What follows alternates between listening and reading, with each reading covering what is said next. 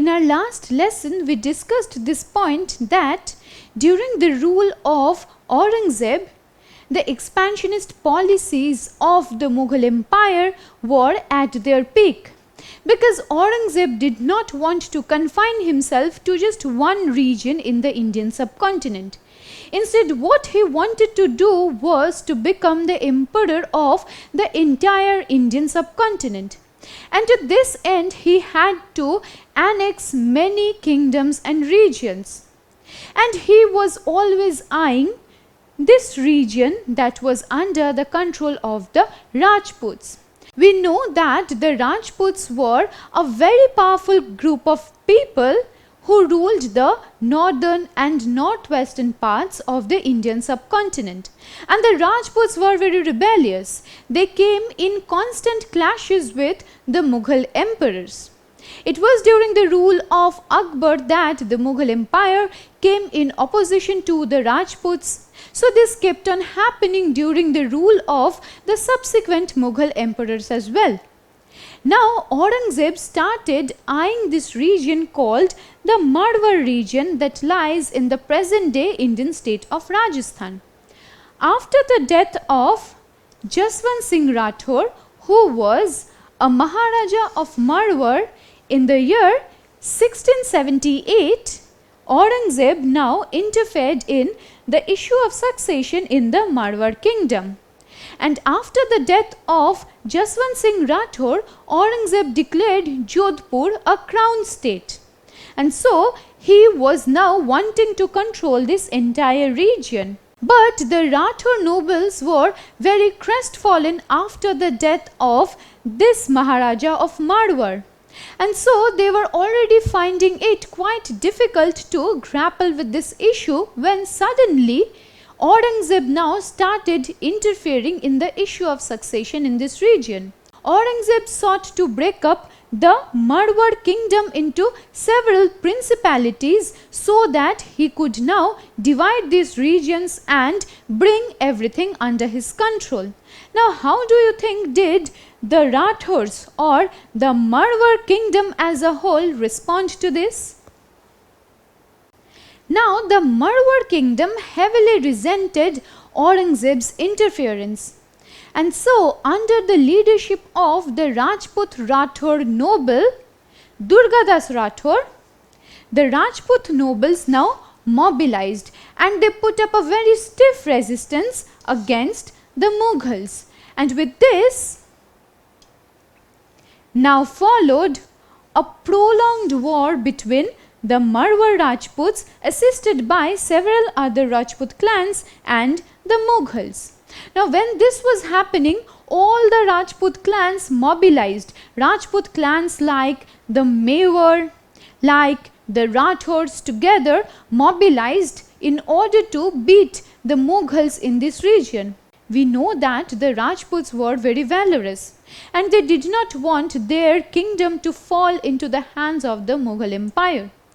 And so they mobilized and many clashes took place between the Mughals and the Rajputs. And this ended in victory for the Rajputs. So Aurangzeb, through various military campaigns that were led against the Rajputs, was defeated and the Rajputs emerged victorious as the most powerful and dominant ruling group in the northern and northwestern parts of the Indian subcontinent. We learned that Aurangzeb wanted to control more and more regions in order to become the emperor of the Indian subcontinent, so to speak. And to this end, he led various military campaigns in the northern, northwestern, eastern as well as central parts of the Indian subcontinent. But what was happening in the western and the southern parts of the subcontinent? In the western part ruled a very powerful group that was known as the Marathas. And when we talk about the Marathas, I am sure a very popular Maratha ruler's name comes to your mind. And that is the name of Chhatrapati Shivaji. Chhatrapati Shivaji was a very powerful Maratha ruler. And he was not to be crushed by the Mughals. But over the years after the Treaty of Purandar was signed in 1665, the Mughals now cornered the Maratha hero Chhatrapati Shivaji. With this, Chhatrapati Shivaji was now in the process of losing his predominance in this region simply because the Mughals now cornered him. And Chhatrapati was now compelled to act as a vassal of the Mughal Empire. In fact, Chhatrapati Shivaji's son also had to serve as the viceroy of the Deccan region under the Mughal Empire. So this was what was happening during the rule of Aurangzeb to the Marathas.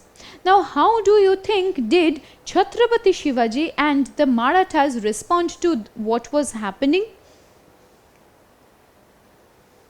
Before proceeding with this lesson, let me ask you a question. When was the Treaty of Purandar signed between Shivaji and the Mughal Empire? Was it signed in 1660, 1665, 1565 or in 1655? Well, the correct answer is 1665. It was in 1665 that the Treaty of Purandar was signed between the Mughal Empire and the Maratha hero Chhatrapati Shivaji. Now Chhatrapati Shivaji knew that he would have to accept the Mughal sovereignty, and to this end in 1668 now Shivaji and Aurangzeb came face to face for the first time. Shivaji went to Agra to pay homage to the Mughal Emperor Aurangzeb. But to his dismay and disappointment, Shivaji was treated without dignity. He was treated as just another political representative by Aurangzeb. But Shivaji was not just another political representative. He was the Maratha hero. He was a great ruler of the Marathas, and so he could not accept being treated without dignity and honor at the court of Aurangzeb in Agra. And so Shivaji now retaliated. The Marathas now retaliated against the Mughals, so to speak. Severely humiliated, Shivaji left Agra and he retrieved all the Maratha territories that were seized by the Mughals. So from this point, the Marathas no longer remained subordinated to the Mughals, because Shivaji now left Agra being severely humiliated by Aurangzeb's treatment towards him, and he also retrieved all the Maratha territories. So the Marathas were once again surfacing as a very powerful opposition against the Mughal Empire. Aurangzeb wanted to take further his great-grandfather Akbar's military campaigns in the southern parts of the Indian subcontinent. He failed to crush the Marathas entirely, and so he now began eyeing the Deccan region. He had to control this region as well in order to become the emperor of the subcontinent. Aurangzeb now laid siege on Bijapur in 1685. Now this region called Bijapur in the Deccan region in the southern part of the Indian subcontinent was ruled by the Adil Shahi dynasty. And so it was Sikandar Adil Shah who was the last ruler of the Adil Shahi dynasty, and he was now arrested by the Mughals. And subsequently in 1687 he now laid siege on Golconda. With this, he also put an end to the Qutub Shahi dynasty. Abul Hasan Qutub Shah was the last ruler of the Qutub Shahi dynasty. So both Bijapur and Golconda and this entire Deccan region now fell into the hands of the Mughal Empire. So what you see here is the extent of the Mughal Empire during the rule of Aurangzeb. The Mughal Empire reached its zenith during the rule of Aurangzeb, because here we can see that almost the entire Indian subcontinent was controlled by Aurangzeb, barring few regions. So this is how Aurangzeb wanted to establish himself as the undisputed emperor of the entire subcontinent by controlling so many regions, principalities, kingdoms, and the Mughal Empire was the largest in extent during the rule of Aurangzeb. But Aurangzeb was not to rule as the undisputed ruler of the Indian subcontinent. It was not to happen so, because Aurangzeb was also met with very stiff opposition from several groups throughout the subcontinent. And because of this reason, towards the end of the 17th century, the rule of the Mughal Empire slowly began to disintegrate and become weak in power, because the Sikhs, the Jats, the Satnamis, even the Ahoms, Marathas now began revolting against the Mughal Empire. Now Aurangzeb had also used the Mughal treasury to its utmost extent in order to lead all these various military campaigns. And so the Mughal treasury was almost drained, so to speak. It was quite difficult for him to wage further wars. And so when the Mughal Empire was losing in power, all these rebellious groups from various parts of the subcontinent now began revolting against the same. And it is for this reason that towards the end of the 17th century, the Mughal Empire started becoming weak in power. And in fact, the Mughal Empire also began shrinking, because many of these regions were once again going into the hands of the erstwhile ruling kingdoms or emperors. Another thing that we need to mention here is the Mughal economy. Though the Mughal economy greatly prospered during Aurangzeb's reign, and we know why it was so, it now began disintegrating because of numerous warfare. Because the Mughal economy was heavily dependent on various taxes which were paid by the peasants. At the same time, by annexing more and more regions, the Mughal economy was being boosted.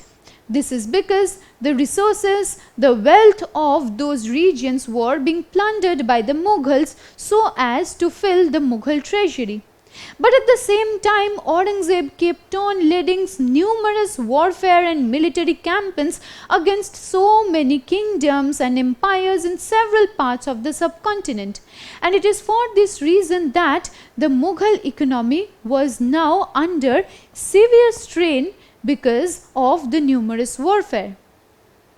At the same time, the Mughal Emperor Aurangzeb was also finding it quite difficult to suppress the Jagirdars who were extorting maximum revenue from their Jagirs. And so the Mughal economy that depended on the Jagirdari system to a certain extent was also suffering. So together all these reasons put severe strain on the Mughal treasury.